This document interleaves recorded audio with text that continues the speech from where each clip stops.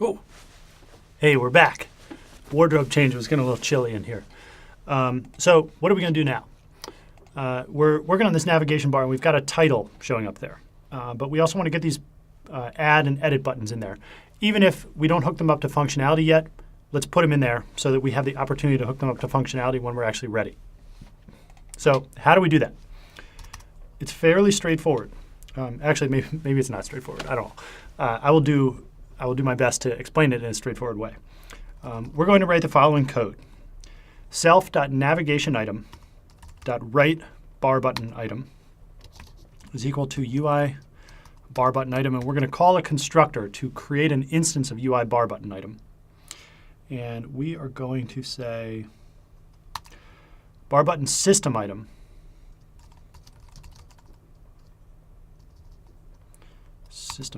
dot add.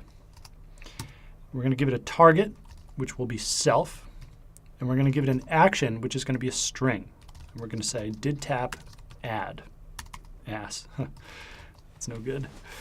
That was a ridiculous mistake. Anyway, so what are we doing here? Again, there are some intricacies or uniquenesses to a UI view controller subclass that has been added to a navigation controller. And those uniquenesses that we are going to interact with, right, in the context of this application are configuration of the navigation bar. So when we add a view controller to a navigation controller, we get to access that navigation bar and do whatever we want, really, with that screen real estate. In our case, we're going to add this title, which we've done. And we're going to add a button on the right-hand side. So that's called a navigation item. So when we say self.navigation item, we're really referencing a property that is defined on the navigation controller. And we're going to set the right bar button item, so it's a button that lives in the navigation bar, to be an instance of UI bar button item that we define. And we're going to use this constructor that allows us to say it's this predetermined type of bar button item called add, which is the plus button. And then the only other thing that we really need to do for this is to say, you know, what happens when you tap it? What happens when a user taps on the plus button? And this constructor asks us for two pieces of information, a target and an action. And that's basically saying, like, when a user taps on the button, what are we going to do? We're going to call a function. So what is the action or the function that we call? And we're going to give it a name of a function that we have yet to define. And then what object owns that function? So what object do we ask to perform that function? So we're going to define on self, on this class, on our to-do list view controller subclass, a method or a function called didTapAdd. And that means that when the user taps on the plus button, the add bar button item that we're defining, that item is going to ask this class to invoke the didTapAdd method function. And I'm going to add a little mark here. I like to provide these kinds of delineations between groups of related methods. And that basically means that when you click up here, it'll appear as sort of like a header, like a divider section, a section divider, or a section title between groups of methods. So if you have 10 different methods in here, you can group them into small chunks if you want. And it becomes easier to navigate the sort of table of contents of the methods that are defined within this class. So for right now, I'm going to say func didTapAdd. And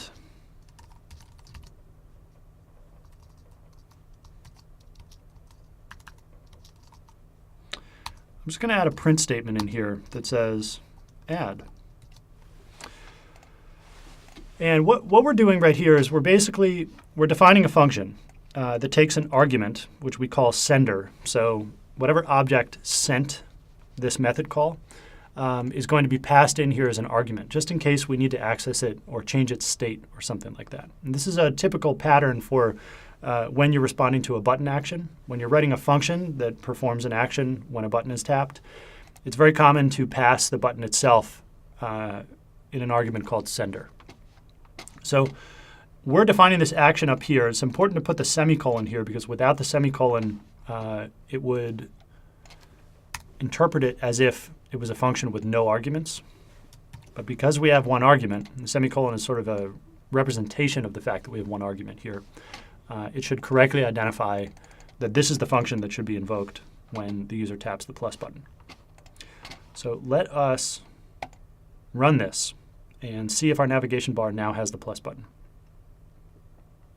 That's great. It does. Now, finally, what happens when we tap this plus button?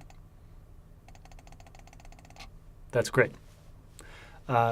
We see that when the plus button is tapped, it prints this add statement, which means that when the plus button is tapped, it is properly invoking the function that we asked it to invoke, which is great news for us.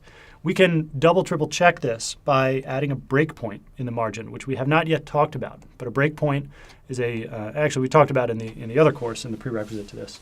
A breakpoint is a mechanism for us to literally pause execution on the fly in order to either make sure that execution is reaching a given line, line 28 in this case, and also it allows us to inspect some of the local scope variables, some values that are pertinent to execution when it is executing line 28.